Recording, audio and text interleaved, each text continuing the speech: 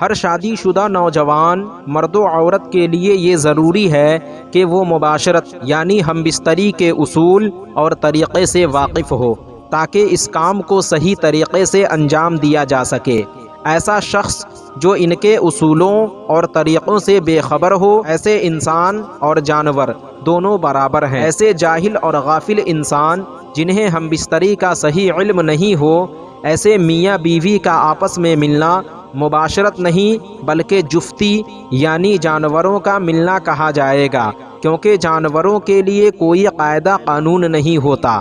آج کی ویڈیو میں ہم مباشرت اور ہم بستری کے متعلق کچھ اصول اور طریقے بتائیں گے جن سے وہ شادی شدہ حضرات جو ان باتوں کو نہیں جانتے بہت کچھ سیکھ سکتے ہیں۔ یقیناً بہت ہی محنت و مشقت کے بعد ہم یہ ویڈیو بناتے ہیں، اس لیے ویڈیو کو لاسٹ تک پورا ضرور دیکھیں۔ کچھ لوگوں کا سوال ہوتا ہے کہ ہم بستری دن میں کی جائے یا رات کو، تو اس کا جواب یہ ہے کہ ہم بستری کے لیے دن رات صبح اور شام کوئی وقت مقرر نہیں، لیکن بہتر ہے کہ رات کے آخری حصے میں اس فعل کو انجام دیا جائے، یعنی رات کے 2-3 بجے، کیونکہ اس وقت کھانا بھی ہضم ہو جاتا ہے اور تقریباً نیند کا غلبہ بھی ختم ہو جاتا ہے۔ کھانا کھانے کے بعد فوراً ہم بستری نہ کریں، اس سے انزال بھی جلد ہو جاتا ہے۔ ساتھ ہی بھرے پیٹ کی حالت میں ہم بستری کرنے سے معدہ کمزور ہو کر بہت ساری بیماریوں کو جنم دیتی ہے اور اولاد بد دماغ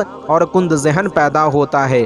جس رات کو ہم بستری کرنا ہو تو بہتر یہ ہے کہ دن میں ہی بیوی سے اس بات کا تذکرہ کر دے تاکہ عورت اچھی زیب و زینت اور بناؤ سنگار کر کے تیار ہو جائے، زیر ناف بال وغیرہ کو صاف کر لے، عورت کے جذبات بھی ابھر آئیں تاکہ عورت کو انزال یعنی اورگزم میں آسانی ہو۔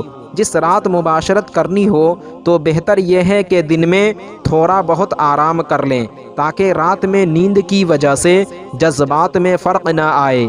ہم بستری ایسی جگہ کی جائے جہاں کسی کے آنے جانے کا خطرہ نہ ہو۔ ہم بستری کی جگہ کوئی سمجھدار بچہ نہ ہو بلکہ کوئی جانور بھی نہ ہو، بالکل الگ تھلگ پوشیدہ مقام ہو۔ اگر کوئی بچہ ہو بھی تو گہری نیند میں سو رہا ہو۔ مباشرت کے وقت بالکل ننگا ہونا جانوروں کا طریقہ ہے، اس سے اولاد بے شرم اور بے حیا پیدا ہوتی ہے۔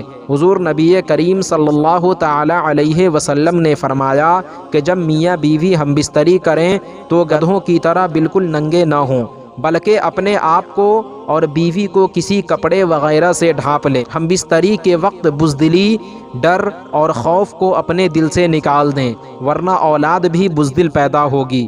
ہم بستری کے وقت اپنی بیوی کے علاوہ کسی دوسری عورت کا خیال نہ لائے ورنہ گنہگار ہوگا۔ بیوی بھی اپنی ہو، تصور بھی اپنی بیوی کا ہو۔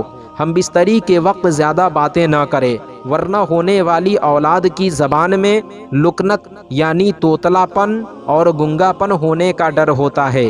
مباشرت کے وقت قبلہ کی طرف منہ نہ کرے۔ ہم بستری کے وقت میاں بیوی ایک دوسرے کی شرمگاہ کو نہ دیکھے، اس سے آنکھوں کی روشنی کم ہوتی ہے اور بھولنے کی بیماری ہوتی ہے۔ ہم بستری کے وقت دینی اور اسلامی کتابوں پر پردہ وغیرہ ڈال دیں۔ مباشرت کے وقت کسی بدصورت بچے کا خیال نہ لائیں ورنہ ہونے والا بچہ اسی صورت کا ہوگا۔ تو ناظرین، آج کی ویڈیو میں بس اتنا ہی۔ امید کرتا ہوں آپ کو ہماری یہ ویڈیو پسند آئی ہوگی۔ ویڈیو پسند آنے کی صورت میں ویڈیو کو لائک اور شیئر کریں، اور اگر چینل کو سبسکرائب نہیں کیا تو ضرور کریں۔ انشاءاللہ کسی دوسری ویڈیو میں ہماری ملاقات ہوگی۔ جب تک کے لیے اللہ حافظ۔